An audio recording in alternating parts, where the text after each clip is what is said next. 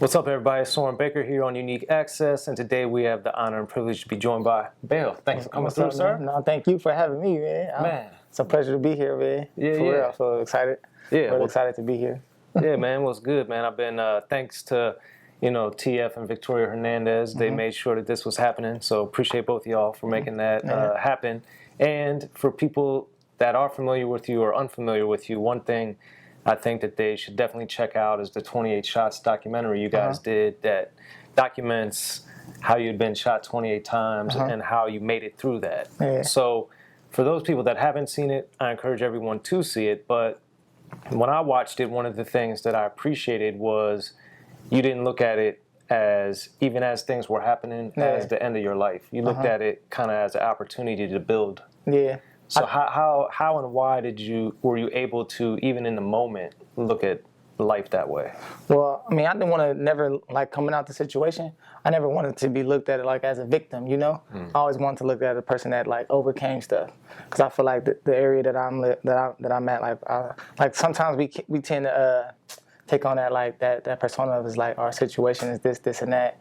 Like, you know, we can't do this, we can't do that because the obstacles in our way. So I never, like, growing up, or I never wanted to take on that. So I guess, like, my natural instincts kind of kicked in when that was happening to me. And then that's, like, that kind of helped me overcome, like, the whole 28 shots thing, like, you know. So and then having that mindset. Why did you decide to do the documentary for it? Well, you know, just to show people, like, what I've been through and, like, where I'm coming from, and, like, when you hear my music, so you could, like, kind of better gauge what I'm talking about, you know, and just give them a little piece of me, like, my story. Right. I'm working on another one, like a part 2 to that, like the aftermath to me getting shot 28 times. It's gonna probably be more like in depth and stuff. So, you know, that was just like a teaser. And then visually, it's in black and white. So what made you guys want to do it that way? I don't know. I think the black and white kind of give it like a cinematic feel. Okay. More so than anything. So I feel like that's what that was right there. And, like, the director wanted to do it. He thought it'd be cool if we shot it just in black and white, you know. So yeah, almost like a trailer, like a prelude into what we're gonna do next, what's coming next. Right. Yeah.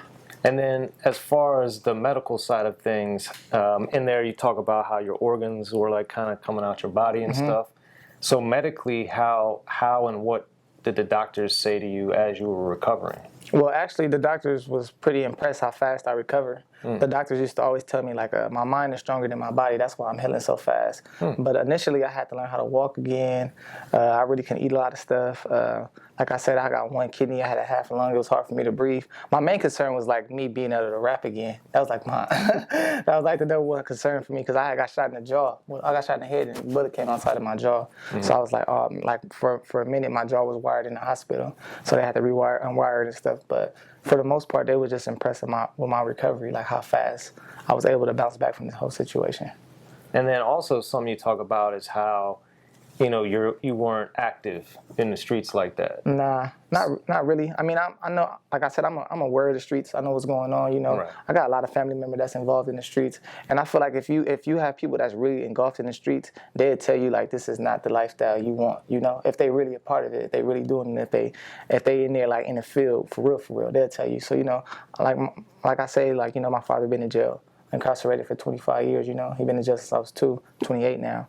So, like, you know, having conversations with him, my uncles and stuff, you know, they just always used to tell me, like, nah, this is not the type of game you play. I mean, I got into, like, my little mischiefs at an early age, as we all do, but, you know, fortunately, I was able to, like, to overcome a lot of stuff. And then explain, like, let's talk a little bit about growing up. Like, where were you born and raised? So I was born in South Central, you feel me? I was raised, like, South Central. I lived, like, in the 80s, like, my whole life. I grew up in the 50s, some too. Like, that's how I know TF, his brother, my cousins, you know. So, yeah, South Central, that's where I grew up. And what, for people that don't understand Los Angeles, like, that's only 30 blocks, but those are totally different worlds. Yeah. So, like, explain for people that aren't from here, don't understand that you're only going 30 blocks, but it's like... Well, every 5 blocks, every 5-6 blocks, it changes, depending on where you at. So you really got to know your geography.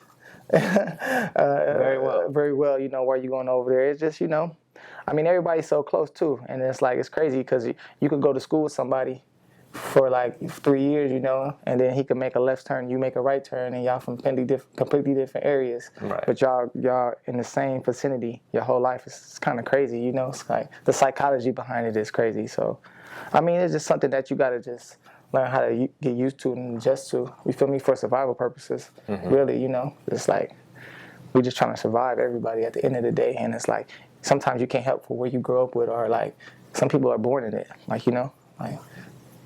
For real. That's how I think I was. Like, I was born into the situation, and it's you know, like I said, fortunately, I mean, I didn't go down that path. Not to say that's a bad path, because you know, everybody do stuff for different reasons. So I'm not looking down on nobody, because I know how I go. But yeah, that's just my story. The first project that I was aware of from you was the Hard Time Shape Me. So with that, and you abbreviated it, you know, on the album artwork and all that different type of stuff. So how and why was that a good title for you? Well, Hard Time Shape Me, I just feel like, well, like, you know, everything I've been through, even prior before from the 28 shots, just like the ups and downs of my life. And I think everybody's life is always like, you know, not what happens, but how you bounce back. That's what defines you. And that's why I've named it Hard Time Shape Me. It's like, it's all about like, you know, what you do when shit happens, how you react when you face adversity. That gives you character. That's where your character comes from, and that's why I felt like I should name it Hard Time Shape Me, because that's in that moment, that's what it meant to me, you know, and me bouncing back, me able to survive everything I've been through. Like it was only right. And then what was it, as far as making that project in particular, the writing of it, coming off of the incident? Like, did it help you heal? Did it help your mind? Like, no, yeah, definitely. Like I said, like when I was in the hospital, I was only thinking like, damn, man, I got to get back to rapping, you know. And I feel like that helped me a lot too, you know. It's like therapeutic me to like get my thoughts down, because it didn't take me a long time to make Hard Time Shape Me. A couple of months, you know. I mean, we'll put it out like a little later, but as far as like me writing the songs, putting together a project, it didn't take me that long, because all the thoughts was just sitting on top of my head, and like everything I've been through, and me just want to get all this stuff out. So yeah, it definitely helped me create it. And then I think too, given your tragedy and stuff, the fact that you're able to write about things and being optimistic is something that I think is a thread throughout a lot of your music, despite, you know, some of the problems that you've had to endure and overcome. So for you, was that something that's always been in you from a kid, to just look this way and to be able to channel that artistically as well? Well, like perspective, you mean? Yeah, I guess I always had like that type of perspective. Like, shit gotta get better. It can't be like this forever, you know? Right. Like, I always felt like, man, nah, it's gotta be better. So I just felt like if I can convey that, if I could help give somebody else that idea, like Tupac said, like, we might not change the world, but we might spark somebody that can do it, you know? So I always try to take that approach when I'm writing and creating music. Like, if I say some shit that's gonna be like, oh yeah, man, like, that was some cool shit, maybe that is the truth. And I can like capture somebody and, you know, hopefully elevate them and to do some different shit or to think different, then shit, that's what we do it for, right? Like, you know. And I think too, adding the personal touches to the music, and even with the documentary, how you were like narrating it. And I think a lot of times, I believe now, not every artist does this, of course, but I think we've lost, to a degree, the personal touch of things.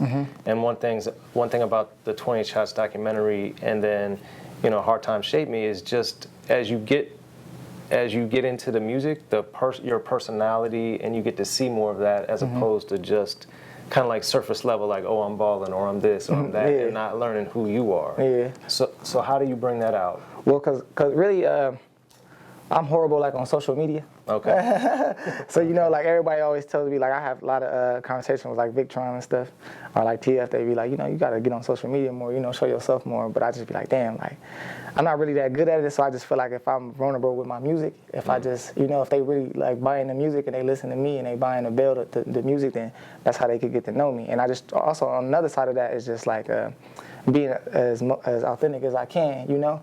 So I could like, because I mean, my goal is to be, you know, big. You know, I guess that's everybody goal, you know? Right. I mean, if that happens, then it's a blessing. If it don't, then don't. But like, that's what we all gonna shoot for, obviously. So I still want to keep that, I guess, I don't want to say, like, for lack of better words, like that humane side of me. Okay. So it's like no matter how big I am, I still go through stuff. So I just want to always like focus on that and keep touching on that and keep telling personal stories on that level. So I can always feel like, I'm not I'm always connecting to somebody. I can always reach somebody and connect to somebody. Like, you know.